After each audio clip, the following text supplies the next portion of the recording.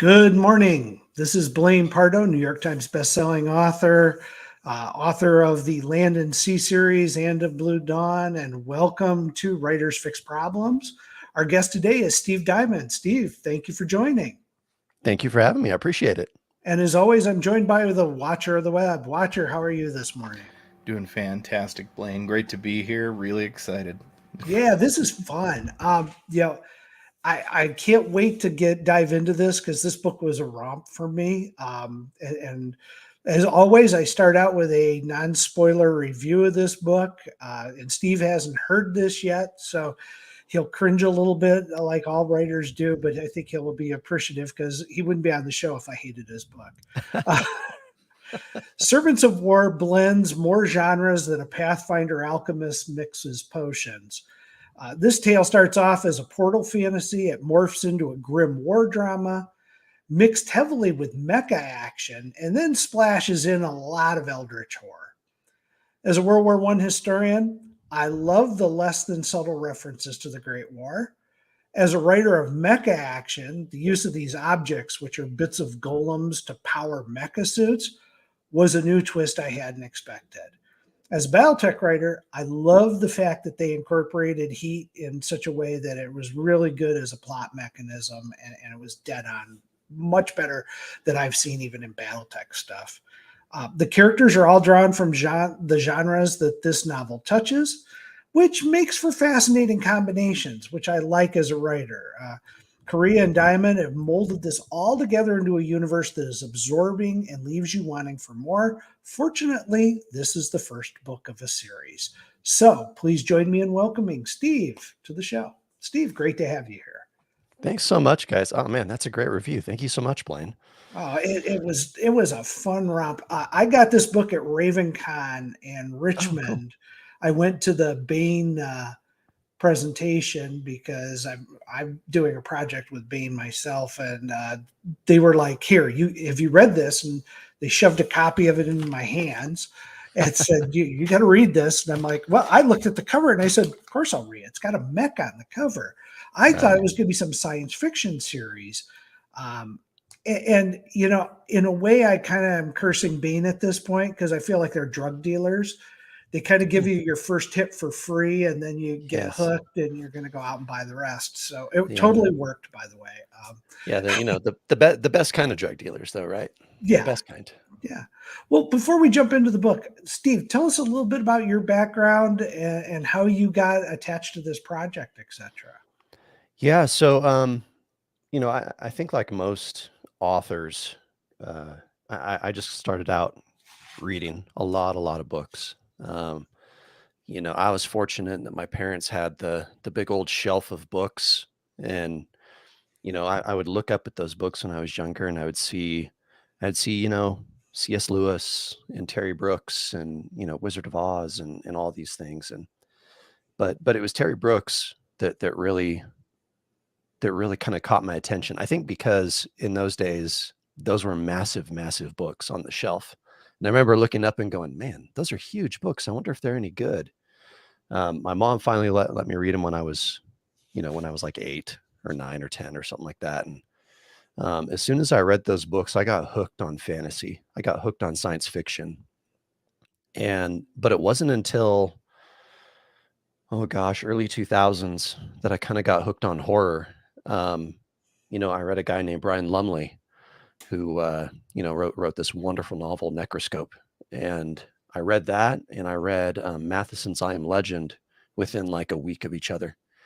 And once you read people like that, I don't know, there's something about the way they write, and there's something about the stories they tell that they just latch on. They get their hooks in you, and you kind of have no choice but to keep reading that stuff and enjoying it. And so from that point on, I knew I wanted to tell stories. I knew I wanted to write. I didn't know how at the time, and there are certain days of the week where I still don't know how. But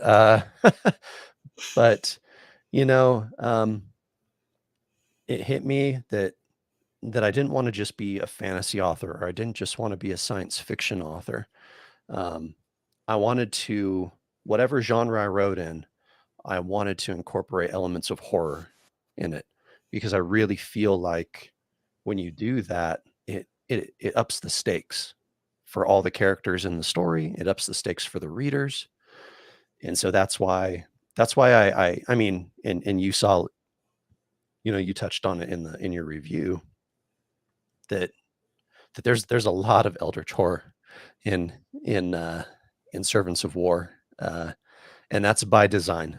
I'm I mean, I couldn't be a bigger fan of Lovecraft. And of course, Lumley is a huge, Lovecraft was a massive influence on him in his Necroscope series. So, I try to throw in that horror stuff wherever I can. And if you ask any of my friends, you ask Larry or any of these other people, they'll tell you that I'm a horror author, but you don't see any novels out there. It's like, well, this is a horror novel by Steve Diamond.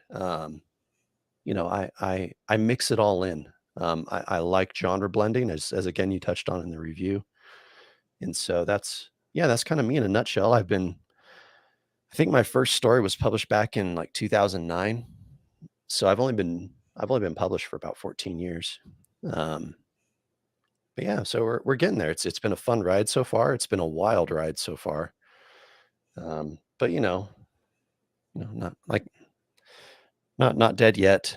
Uh, yeah, still managing to survive, I guess. But I'm excited. I'm excited for for us to have this chat and talk about the book. And as far as the book goes, man, I'm super excited where this series is going to go.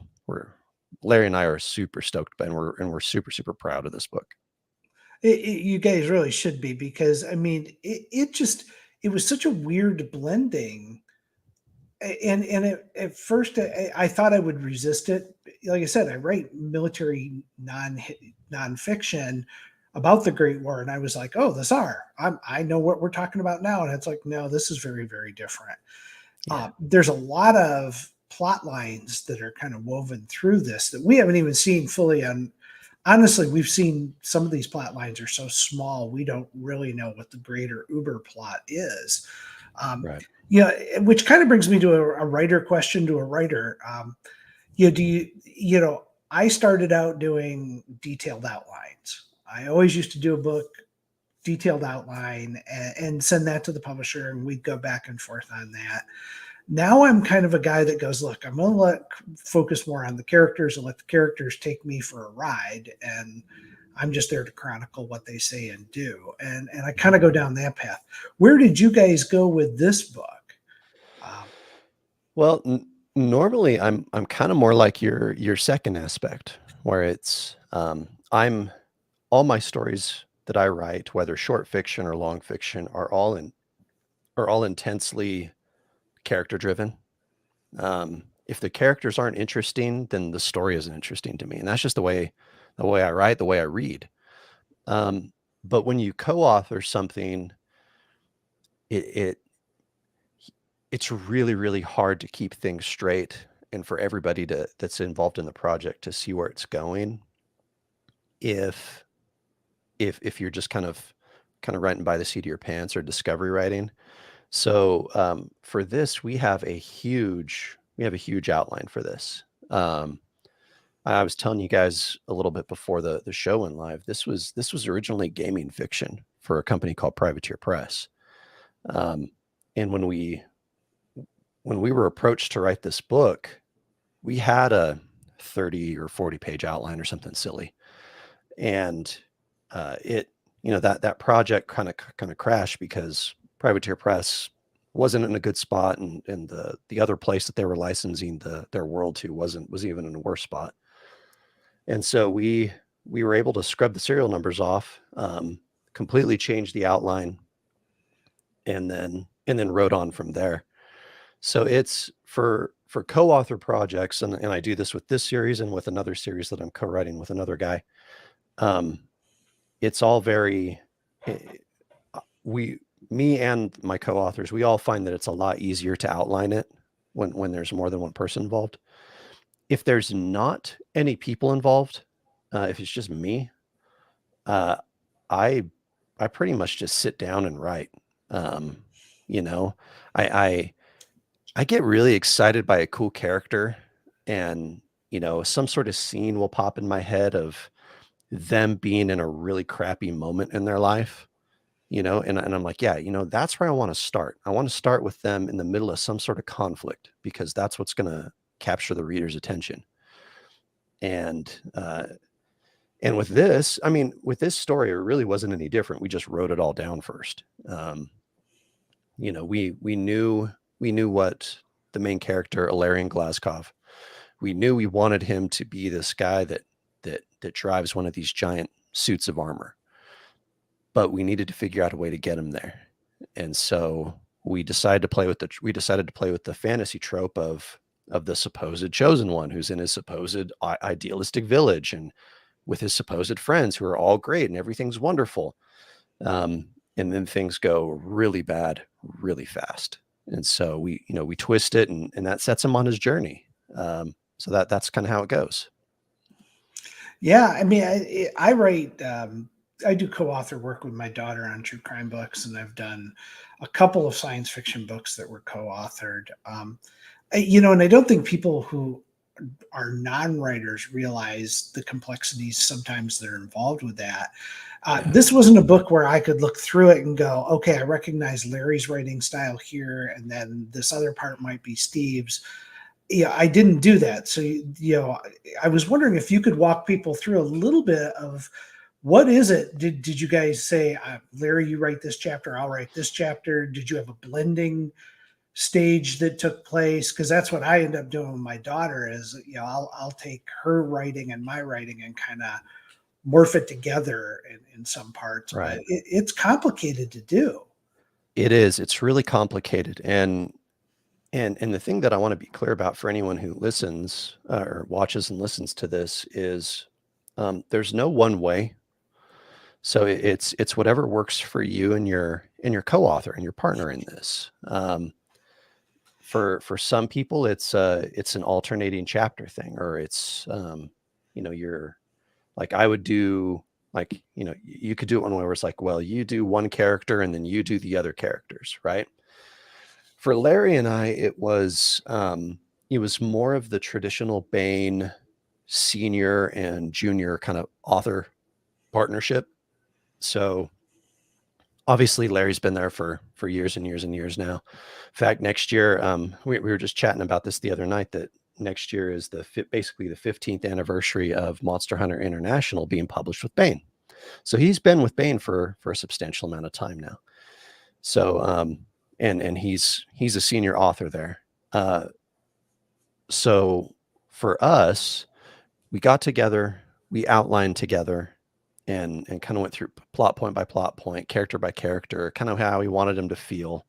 We do a thing where we say, okay, this guy is basically this actor. That way, just in our minds, we each are on the same page. So there's a character in there, a captain called named Spartak, and he's basically Bruce Willis in our minds. Okay. So we're like, okay, and that way we knew exactly who it was, right? So for me at that point, he would flesh out the outline. He sent it over to me, and then I write the rough draft. So I wrote a 100,000 word rough draft and sent it back to him. He read it over. We get together and we discuss what we have, and we decide, okay, well, like, what's working, what isn't working, or what's working but could work better. And so we, the first probably 2 acts of the book, the first 2 parts, we kind of looked at them and we said, yeah, this is fine. We're just going to add more description and beef it up a little bit, maybe add a little side character, a super background character here and there to accomplish some points. And then, but in this particular case, after we sat down and we talked, neither of us felt good about the ending. And it wasn't that it was bad. It was a good ending. It just didn't accomplish what we wanted it to accomplish. And so at this point, Larry went in. He went through the first 2/3 of the book and added some stuff and did his thing and kind of blended it with his own writing and his own voice. And then we talked about what we wanted the new final act to look like. And so he took the guts of most of what I'd written and then changed a few parts of it. And that became the new ending. And then he would send it back to me, and I went through and did a bunch of stuff. And so we sent it back and forth probably 3 or 4 times in order to make sure that it was blended. Because we really didn't want anyone to look at it and go, oh, like you were saying, right? Like, we didn't want someone to look at it and go, oh, this is definitely a Steve section, or this is definitely a Larry section. So if you ask most of my friends or the people who know me, they all know that I wrote one specific character. They all know that I wrote Christoph, who's the secret policeman. Okay, who's the actor that you patterned after Christoph? Because I have to Yeah, ask. now I have to know now. Well, It's I've got Christoph. a It's Christoph Waltz. Oh, okay. Okay. Yeah, it's just Christoph Waltz from Inglourious Bastards, right? Okay. Okay. All right. You know, that Oh my opening God, that's scene. perfect. That opening scene in Inglourious Bastards, which is for me anyway, is basically the only good scene of the movie. Any scene where Christoph Waltz and his character, what's his name, Colonel Landa or something like that, are sitting down, where he's sitting down and just talking, is a perfect scene for me. And that character, Vals, as we call him, I mean, we're not even subtle, is a you know, he's an homage to that character, because we felt like Christoph Waltz did such a good job, and he encapsulated exactly what that kind of, oh gosh, that dread inducing, This feels like forbidden kind of, knowledge. you know, secret policeman type of guy. And so that's how we wrote him. Well, that's how I wrote him. You know, with, I'd say the Alarian character is about 50-50. I'd say Natalia is more or less 50-50 as well. When it comes to the intricacies of like sniper shooting and stuff, that's more Larry, because he's better with guns than I am. Christoph is about 95% me, and Amos is about 95% Larry. So it ends up being actually very well split, pretty even actually. But when you read through it, you don't read it and you go, oh, well, this is obviously Larry. I mean, no one reads the Amos character and says, well, this is obviously a Larry character. Yeah, I didn't get that vibe at all. So I mean, Yeah. your blending, I think, was top notch, obviously, but that was a lot of fun. And now that you've explained who he is, now I'm going to go back and reread some of those sections, because he's an evil character, and there was no redemption arc for him, which I loved. And for some reason, he's my favorite character in the book. Yeah, he's you know, we were kind of talking before, but you know, he's basically the in any other book, he would be the big bad guy that people have to deal with. Yeah. He would be the main villain. But because everything is so bad in this world, and there is a bigger threat, and that's the you know, the chancellor, totally not Rasputin, Nicodemus. And you know, and so he Where's you that know, T-shirt, by the way? right. And so he's there, and he's so much worse. He's so much worse. And if there's anything you can say about Christoph, is that yes, he's a jerk, and he's despicable, and he will kill you 7 times, you know, in your sleep, if he feels that that's necessary. But he does love his country, and he wants his country to succeed, and he's loyal to his country. And so by being that way, you can't just have, for me anyway, you can't just have a one-dimensional villain, or a antagonist, or whatever you want to call it, anti-hero. He's definitely not a hero. But for Christoph, it would have been very easy to make him one note. But by giving him something that he loves and something that he believes in, at least to as much as he can believe in anything, it rounds him out and it fleshes him out, and it makes it easier for people to, even though they realize how despicable he is, and and as someone in the chat mentions, the implied threat that he is with everything that he does, he still has that. He still has those moments, and I think you get a lot of that towards the very end of the book, where he, even Christoph, realizes that some people have gone too far, even for him. And when you put people in that position, it's easier as a reader to read that and go, oh, well, I mean, I kind of agree with that. So I like this character. Yeah, I mean, I think he reminded me more of a commissar than anything, especially when he, Thank you. Well, there's a specific commissar he reminded me of. Caiaphas Cain, like the alternate universe version of Caiaphas Cain, where he's a coward, but he keeps the people around him alive because they're useful to him. Yeah. Well, I just liked it when he shot the one guy because he's like, well, this guy's going to slow us down. So, and he's going to die. So, boom, he puts a bullet in him. And I was like, damn. And I sat there after I read that passage and I was like, he's totally right. It's the right decision. But it bothered me a little bit that I agreed with his choice. It's my wife and I were watching a thing on the Andes survivors that crashed up in the mountains. Oh yeah. And Yeah. we were The talking about team. cannibalism last night, and it reminded me of this book because it was like you end up having an ethical debate about, is it okay to eat human flesh to survive? And there's a lot of layers to that onion that you can peel, but it's still an onion. And it was interesting. So you did a good write. Now there's a favorite part I had in this novel. Okay. And I want to ask you about it because I have to admit I got fanboy over this. Okay. All right. And this is me as a mech writer. Okay. Now, let's see what we got. I have written a lot about pilots testing to be mech warriors, pilots testing to do various I know the things. scene now. I wondered And if this I've was had going to be your do this scene. over and over. And so I'm reading the book and I come up with the main character's test to become, a pilot of this object. And there's blood everywhere. And I'm like, okay, this is going to be so goddamn brutal. And I don't want to ruin it for the fans.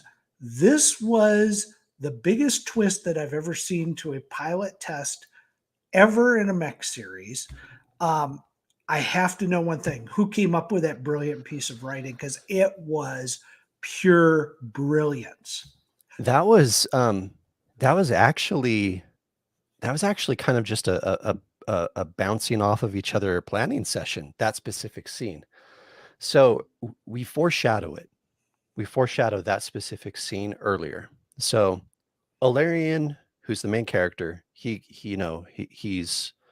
suffers this massive tragedy in his home. And then through magic and through force and horribleness, he ends up being recruited, enlisting in the Tsar's army. He gets there. He's a big dude, and so he gets recruited immediately to go pilot these giant suits of armor, the objects as they're called. And one of the very first scenes, if you remember, Blaine, is they have all the recruits hold out their hands, and they just say, "Okay, hold out your hands," and they just kind of study them. And they go to one guy and they say, "Oh, are you nervous?" And he's like, "No, I just have this shake." And they're like, "Cool, you're out." Yeah. And that's because in the mech, all of your movements are amplified. And that's not new, right? That's not new for mech style fiction. That's not new. I mean, anywhere from Gundam to anything else that have done this in the past. But once we realized that, we said, well, what would be a really weird, fun idea in order to incorporate, like, the, kind of fulfill that little promise of the whole shakiness thing. And we do it twice, one which is extremely violent. And that's where the first time people get into the suits and they say, keep your hands off the controls, because you don't even know what you don't know yet. And then the next one is the final test, as you talk about, Blaine. And that's once we realized what it was, it Larry and I usually, when we plan stuff out, we go to our favorite Thai restaurant down the road, and we just sit down and we just eat Thai food and just kind of bounce ideas back and forth, and that was it.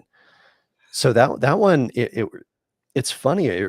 Like a lot of the things in the book, there wasn't like one person that said, you know what we need to do? We need to have this sort of thing in there. That one just kind of evolved naturally from it. And and that's, and that's why it's fun to write with Larry. Um, we come up with these weird oddball ideas sometimes, or these weird brutal ideas, and oftentimes, like, he or I will float an idea, we'll kind of marinate on it for a second, and then usually I say, well, what can we do to make it worse for the characters? And then he laughs and he goes, well, yeah, I mean, just make up some more monsters, Steve. Good grief. So, that's kind I of how got to it tell goes. you, that scene was disturbing and weird, and I reread it 3 times, and I love and I'm paraphrasing the line where the guy goes, "That's now my favorite cat," Yeah. and, and I Yeah. said, that was absolutely one of the most brilliant pieces of mech writing I've seen in a long time. So hats off Oh, to thank both you. of you guys on that. No, that's a fun scene. Um, it's funny, as writers, we always talk about like the fun scene or the fun story, and usually that scene is not for the readers, the fun scene or the fun story. Like, it's like it's that Princess Bride quote. It's like, you keep using that word, it doesn't mean Yeah. what you think it means. Um, that I mean, but that's how it is when, like, for me, I write a lot of horror, and so when you write that kind of stuff, it ups the stakes, and putting characters in these situations, whether small, like this situation that you're talking about, or big, where, later on when they're trekking through an otherworldly realm, and the whole realm is out to get them. You add in those little bits of horror, and it super ups the stakes for the characters, and then the reader is left reading it going, boy, I don't know how this is going to go. Like, I mean, I'm pretty sure that the main character is going to live, but I maybe can't that's draw a not the worst line thing that could between. happen to him. I can't draw a line between here and there. A lot of Right, times, that's right. I wasn't 100% convinced. And yeah, I think the other thing that you did that was brilliant, and I think it's something that fan fiction guys kind of fail at, is Mm, you introduced this female character, Natalia, which yeah, I thought was a great character. She's the sniper with a heart of gold. She's out blowing stuff up right and left. But, the temptation to turn that into a romantic thing, I was like, if that had happened in book one, I would have been deeply upset. And yeah. and it didn't happen. And I think fan fiction guys, when they write this stuff, get they a tend to little go down too. that rabbit hole real quick. And I Yeah. was like, this isn't an environment where that's going to evolve naturally.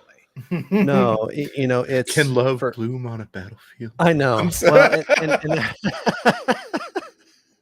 yeah, that really is it, right? I think it really depends. I mean, there is obviously something between Natalia and Ilarion, and I think when you get to the very, very, very, very, it's like the last 2 chapters of the book or whatever it is, they both do realize completely that they are for each other. But it's not anything. There's realizations that they have through the book, but it's not the focus. Yeah. Because ain't nobody got time for that in the middle of trench Right. warfare. Right. Um, Natalia's busy, shooting things in the face, and Oh, and Ilarion is busy trying not to get cooked alive in his own suit of armor. Um, and then later on, they're both too busy trying to trek through basically hell. I mean, they don't have time to do that. I know, Now, but book it 2, was great because I was worried they were going to end up there. And I was like, Don't do that. Don't do that. I'm not in this book for that. I'm not in it for that yet. You can do it down the road. Don't Oh care. yeah. That makes Yeah, sense. well, and you know, by the time book 2 comes out and people read that, I mean, those two will be together. Um, I'm neither Larry or I are interested in writing like long drawn out romance scenes. No thanks. In fact, when you know, I wrote the draft, I sent it to Larry, he wrote some stuff, he sent it back to me. When he sent it back to me, there was all this stuff. And everything was good. And then it's like, again, it was like the second to last chapter or something. Right before they kind of raid that prison at the very end. And there's this paragraph and it's highlighted in yellow. Well, there's a sentence and it's highlighted in yellow in between some section breaks. And Larry goes, "Steve, right kind of sort of romance scene here." I'm like, oh, come on, man. So so I sat down and I wrote that up. I mean, it's like 2 pages total. And that's it. Now I do believe that these two characters and characters put into extremely stressful situations that impact their views on mortality, I do believe that can make them grow closer in a shorter amount of time, whether you're talking romantically or as friends or even as enemies. But so, you know, they're in that boat and they've got there. It's obvious that the two characters respect each other a lot, and that respect and that friendship is it comes first, and that trust comes first, and then, you know, once book 2 is set about a year and a half after book 1, Oh, and that's that's purely for like in world, real world logistical reasons, and so. So there's plenty of time, and we'll flash back into into that time period to kind of fill in the gaps a little bit. But yeah, so it'll be really interesting to see how that works, how people latch on and how they enjoy it. The sequel tentatively is called Instruments of Violence, and so it's a very peaceful, loving book. it's fluffy bunnies and more kittens. I mean, maybe if they all had really big teeth, right? Sharp little. Yeah, this opens a question of, so is the second book written? Is it, and then when is it coming? Which is It's always due a by tricky question to ask an author because we have zero control over that. right. It's due by the end of the year. I'm finishing off like four books right now. Wow. Well, one I just finished off. The second one I'm about to finish. The third one, those 2 books are already written, and it's just clean up and edit. And then the next one is a co-author book. It's 2 co-author books I'm doing with a guy named Mike Rothman, that are they're straight up techno thrillers. And so we're doing those right now also. And once all that's done, and that's within the next couple weeks, that's I'm going hard, just completely hard into the second Servants of War book. So I'm assuming, just based on when it's due and kind of the lead time that they normally need, probably late summer, fall of next year. Okay. Seems about right. And then hopefully it does really well. You know, and we go right into a third book. Fantasy is really weird right now, and Larry touched on this with a blog post he made about a month ago or month and a half ago.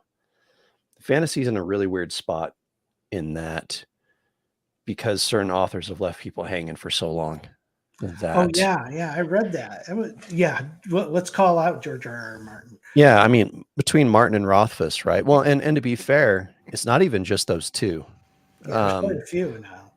There were a lot of authors that, you know, from years and years earlier. It's just easier to see it now, and it's easier to talk about it now because of the internet and stuff and social media. But I mean, gosh, one one of my favorite authors, J.V. Jones, she just stopped writing, and I don't even know why. I haven't really researched it, but I don't know why.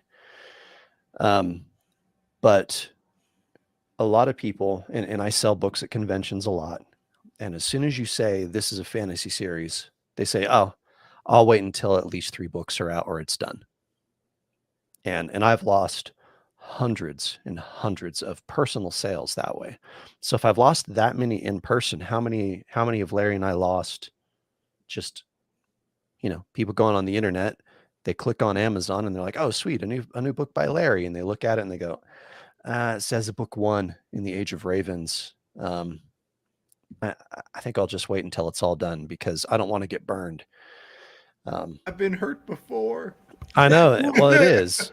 It was a big factor when we did Land and Sea. I did all 3 books 1 month after each other. Yeah. And it's hard to sit on a stockpile of that stuff done and ready to go. But it's like, look, you got to do it because the fans, if they don't see that the books are coming quickly, they will not engage anymore. And I think it goes way beyond fantasy. This is a problem in sci-fi too. It is. It is. And so that's, I'm fortunate in that, I'm writing this series with Larry, and Larry's fandom is pretty loyal. But even amongst them, there's a good chunk that say, I don't know, and maybe it's kind of the binge culture that we have now too, but they want to like have all the books in their hands right now so they can read them. And for better or worse, I mean, it's flattering and it's nice when people say like I picked up your book yesterday and I read it all last night and I adored it and I loved it and I want book 2 right now. I'm like, well, that's cool.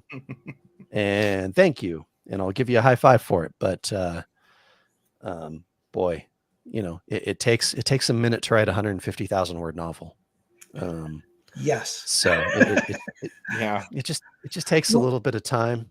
So, well, what is your throughput? Because I know you work full time. So you're doing what I did for many years of my career, which is weekends and late nights and early mornings and whenever you can fit it in. What's your throughput on a given day? Is it 1,000 words, 2,000, 3? So if I'm working full time, so I got laid off back in November from my job, but I like 2 weeks ago I got a new consulting gig, so I'm back to kind of sort of working full time. It's very weird, but when I'm working full time, it's more like, can I just get anything down on paper? If I could get 5,000 words done in a week, I felt good with myself just because I got something done. And in those situations, a lot of times what I would do is I would take PTO from my job when I was approaching a deadline. I'd take PTO for a week and then I'd just sit down and I'd basically binge write. I'd just go and I'd write, well, I don't know. With Servants of War, I wrote the last 40 to 50,000 words in about 8-9 days. And then, but after I got laid off and I was writing every day, because I didn't have anything else to do, I was trying to get about 3,000 words a day down. And for the most part, I did. That wasn't too big of a stretch. I tended to write a little bit in the morning, let it sit for a little bit, and then go hit it again in the afternoon. Let it sit for a little while, and then after the whole family was in bed, I would write another like 1,000, 1,500 words in the evening. So it was kind of spread out through the day, just to give myself time to think about what I'd written, and it works pretty well that way. I know I'm not typically a morning person. I don't believe anything good happens before 8 or 9 a.m. And so, so I try to make sure I get my sleep. I'm much more of a night person. So, I'll write till 1, 2 a.m. and feel good about myself. But these days, like literally the past 2 weeks has just been marathon editing. And that's, that's horrible, terrible work that no one should ever have to do. I did 2 books over the weekend, so I know, and it's hard. People don't understand. It's like being a writer. They're like, "Oh, that's such an easy job," and it's like, yeah, but then it's like a boomerang. You throw it out and it comes back at you at some point, and you got to catch it, and it's always got a time frame attached to it, and Yeah. you're trying to go through and you're reading stuff that you may have written months ago, and you don't even remember. I'll be honest with you, at least with me, there's a lot of times I look at it and go, I don't remember writing this. Yeah. Or I'll read a section and I'm like, yeah, that must have been like really, really late at night. I better fix this. Yeah. It happens. But again, like with the co-authoring thing, when it comes to writing and what your daily process is or weekly process or whatever, there isn't one way. There's people that swear by you have to write every day or you will get out of the habit of writing. And I certainly see the validity in that for a lot of people. Or there's, like in my case, when you're writing full time or when you're working full time, sometimes that's just not feasible. I mean, if I come home and I was working a 12-hour day at work, when I come home, the first thing I'm thinking is not, oh, I better get down to that writing project. It's, you know what? It'd be really nice to just sit down on the couch and pet my dog. And it'd be nice to just sit there and maybe just watch a show with my wife. Like, and maybe go see my kid do archery.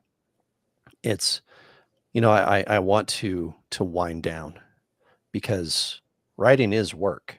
It is work. Oh yeah. And so, especially if you want to make it a living.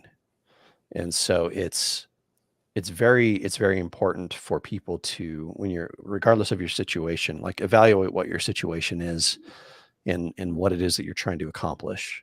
And so, but also like for me, like I knew that my time off from being employed full time was temporary, because it doesn't matter how good you think you are and stuff. There are logistical things that you cannot get around as an author, especially if you're traditionally published, and it takes a long time for money to sell, for your books to sell through, for money to come back at you and to do all these. It takes a substantial amount of time. Even if you're self-published, that takes time.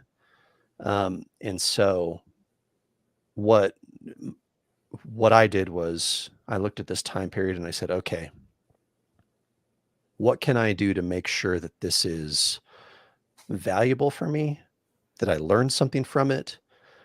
And if I'm doing this, can I prove to myself that, hopefully, a year down the road or whatever it is, when all of the book projects I'm doing right now kind of catch up and the money starts flowing my way, and I can resume doing this full time.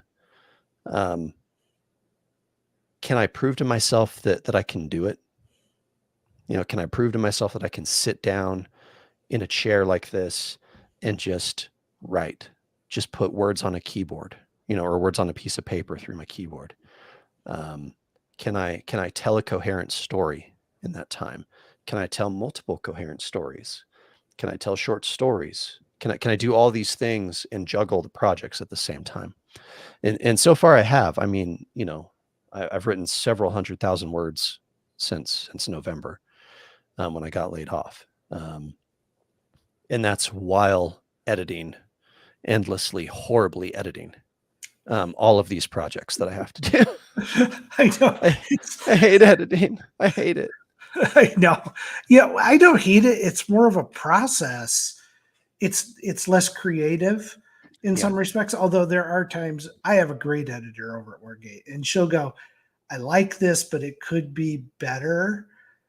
Take a look at this and see if you can make it better, and I appreciate feedback like that from an editor, For sure. because it really does help you become a better writer, to go, okay, somebody else read this and they want to see a little more here. So, okay, you know what? I can do that. Oh, But the first time you get a professional edit done to your work and you see how they look at your work through their critical eye, it's super eye-opening for you. Like my first professional edit, it was a short story and it happened to be done by Toni Weisskopf over at Bain. And she edited the short story for me, and she didn't, it wasn't like comments everywhere saying like, "Oh, you need to refix everything. You suck. What's wrong with you? Why am I even looking at you?" It was more of like, "Hey, this is really good. Bump this up better here. You're not thinking of how people actually fight here. Fix this here." It was a lot of actual small things that impact the story in a very substantial way. And as soon as I got that, it completely changed the way, one, I edit other people, and it changed the way I receive edits, and it changed the way I write. It's super invaluable, oh but yeah. I still hate it. Well, Watcher, I've been monopolizing Steve's time. I bet you've got a couple of questions because I know you've read this book twice. No, That's the way to be. That means you're proud of you. I'm proud of you.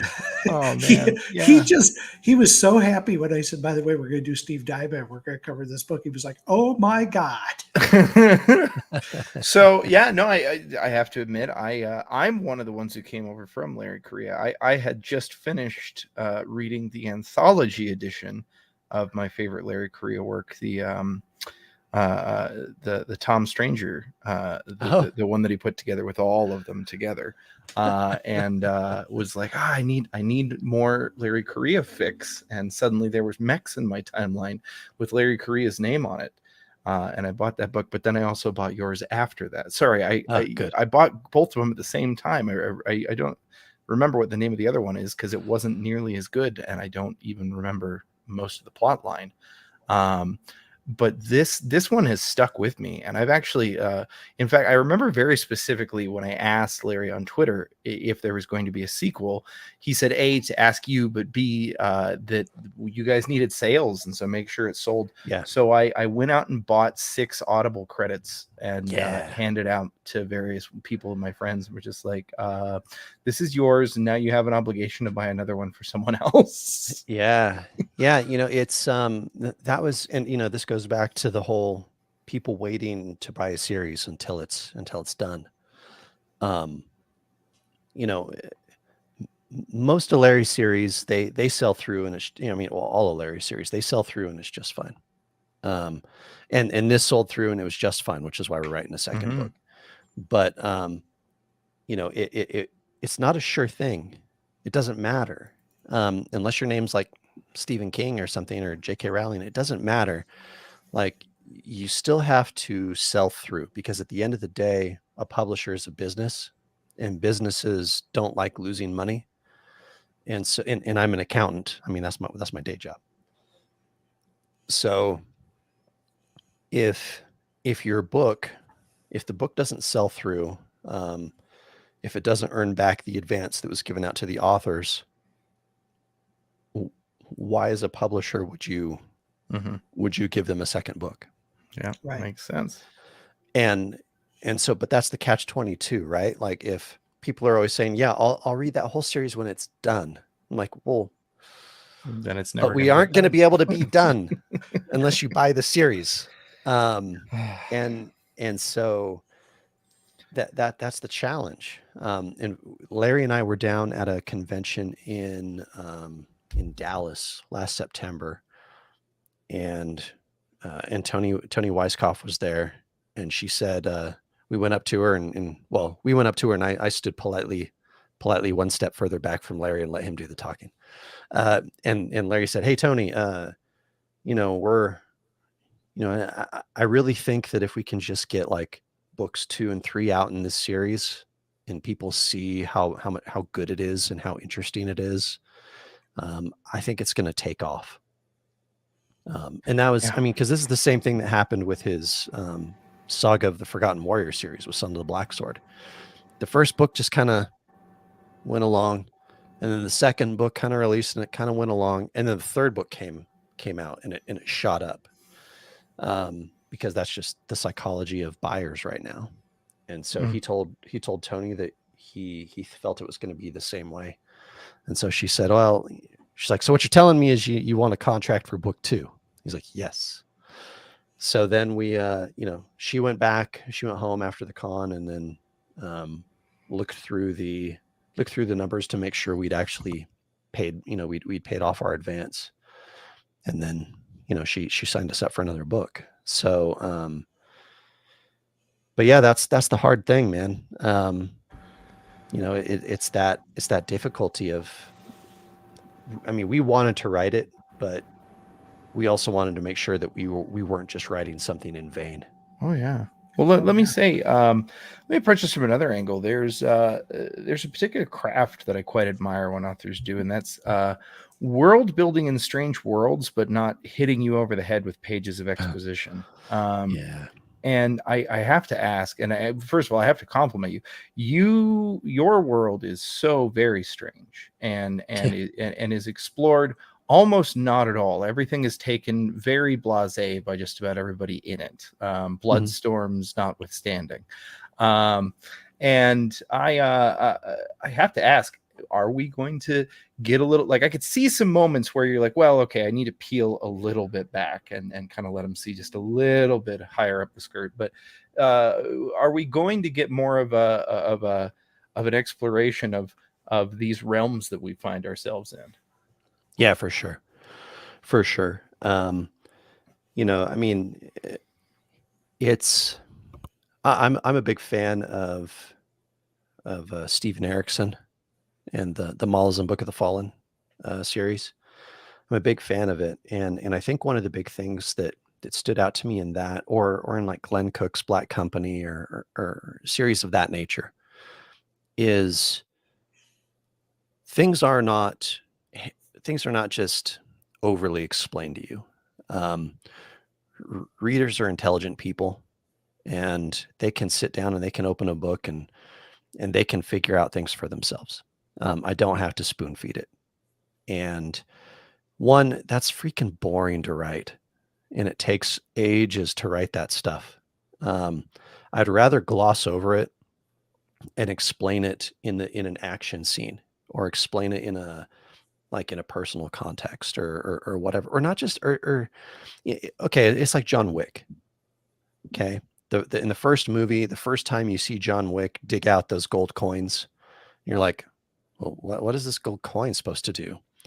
And they never explain it. They just show him using these coins as a transactional process to, it basically, it incurs a favor. So they don't explain it, but you get it through context.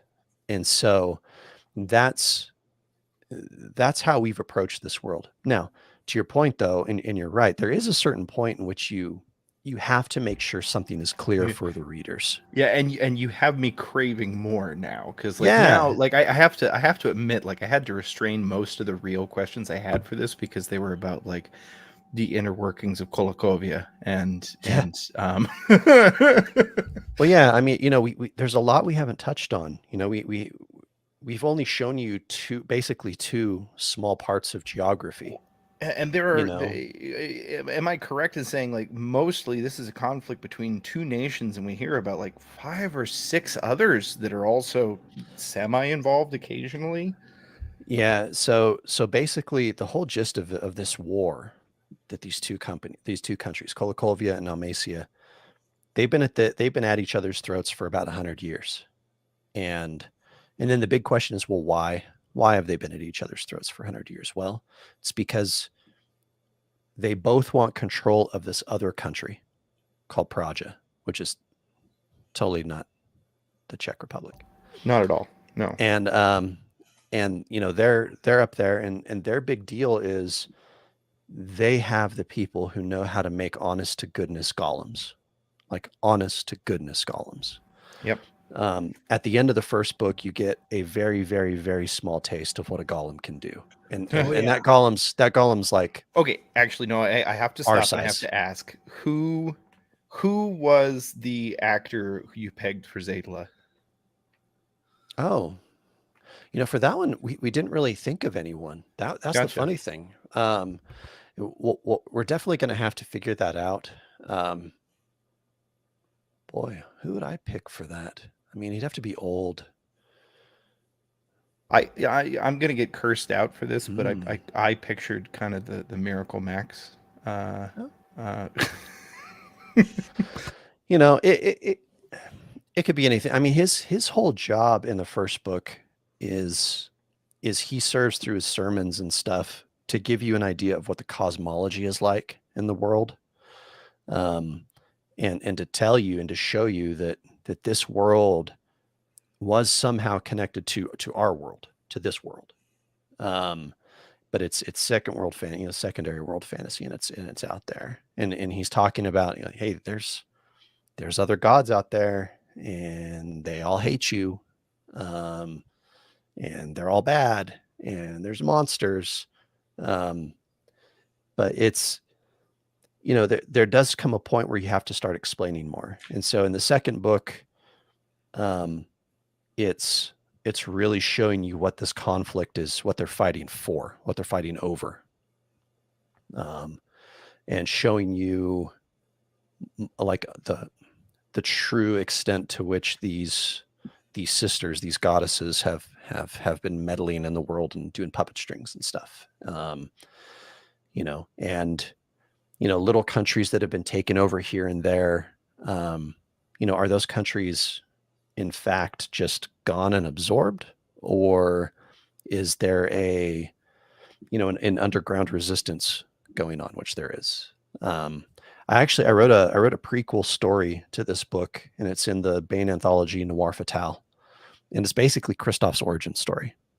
So you can pick that one up. That story's been out for a little while now. But you see Christoph before he really truly becomes this horrible, despicable type of person that he is now. But you also, it introduces a couple concepts. It shows you exactly who Vasily is, his cursed companion, and it shows you, it introduces a couple different characters in there that you see in the book, and that some that you'll see again later. So it's a very cool story. It's basically the Maltese Falcon, because I like noir stuff. I love it. I'm gonna have to go pick that up. Now, Watcher, do we have any questions from any of the viewers?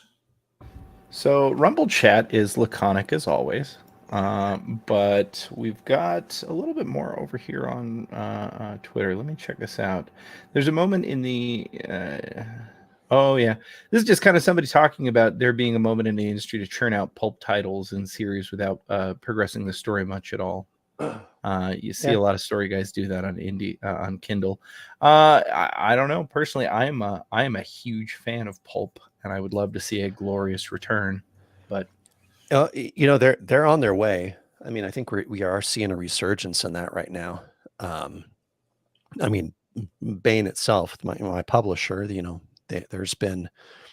signed a few authors lately who that's their thing, is they write like sword and sorcery pulp stuff. Howard Andrew Jones and Scott Oden, both really, really talented dudes. So I think we're seeing that. And I myself, I love sword and sorcery. I love pulp. I love adventure. I love all that stuff.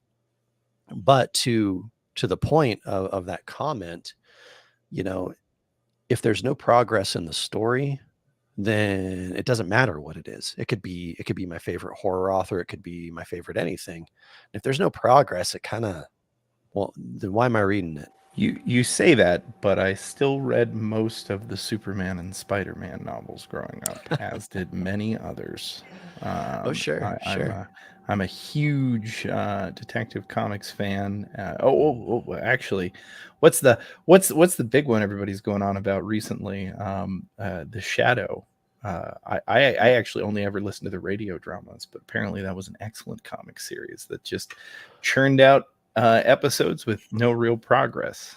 But yeah, I see the argument both ways. It's not the same when you do something so character driven like yours, because that requires things to move forward, whereas the Shadow never progresses as a character. Well, yeah, you don't. I mean, Superman's Superman. Like, he's there for a reason.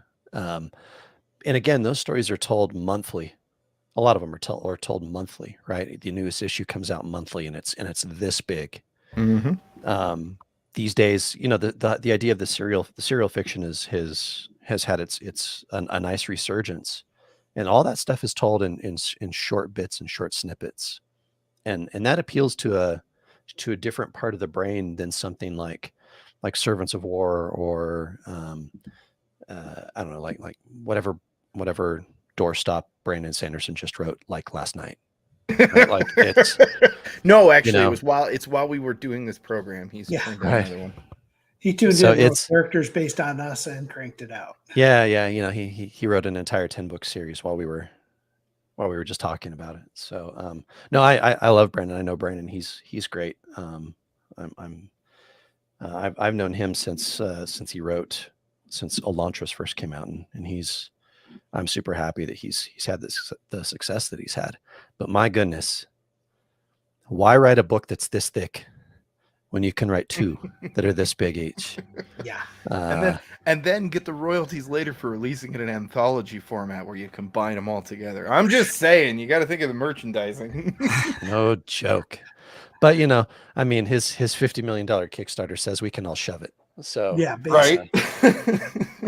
Well, look, so- we've tied you up for an hour of productive writing time, and that's about all I could do to somebody. How can people get a hold of you, Steve? So my website is currently my new website's currently being rebuilt. It's going to be authorstevediamond.com. But if you need to get a hold of me in between, you can always grab me over at the Writer Dojo. That's a writing advice podcast that Larry and I run together. It comes out every week on Wednesdays, and so you can go to that. Yeah, thank you. You can go to that site, and it's just thewriterdojo.com, and you can send us messages there. You know, find me on Facebook, Twitter, or whatever. But yeah, you know, I'm pretty easy to find here and there. But yeah, once my website gets up, you know, it'll definitely be much easier then. So, but yeah, that will be authorstevediamond.com, and that should be up within a couple weeks here. Fantastic. Well, thank you very much for coming. Folks, if you're out there watching the show, we need you to click like and subscribe, because we have guests lined up throughout the summer who are all talking about their various series, and as well as the publishing industry as a whole. Steve Diamond, fantastic book. For those of you who haven't picked it up, go get Servants of War. And the audiobook is incredibly well voice acted. I will say. Yes. Daniel Thomas May, I believe, is the name of the narrator, and he did a phenomenal job. I get really, really nervous listening to audiobooks. The audiobook for my first, my supernatural thriller Residue, the audiobook was really bad. The guy reading it sounded like a 60-year-old chain smoker trying to voice like 18-year-olds, and it just didn't sound right, and it was bad. And so I was really nervous to hear the audiobook for Servants of War. But I actually cringe every time I does hear great. him. I cringe when I hear him because I know how the characters sound in my head. Oh, that's why you torture your voice actors, and I love it. You make them Yeah, sing I do and torture everything. mine, but you know, in good ways. Well, listen, right. thanks, Steve. It's been fantastic. Hey, anytime, Really guys. looking forward to your Anytime. next work. Oh, thank you. I appreciate it. All right. And with that, everybody, as Scott would say, stay safe.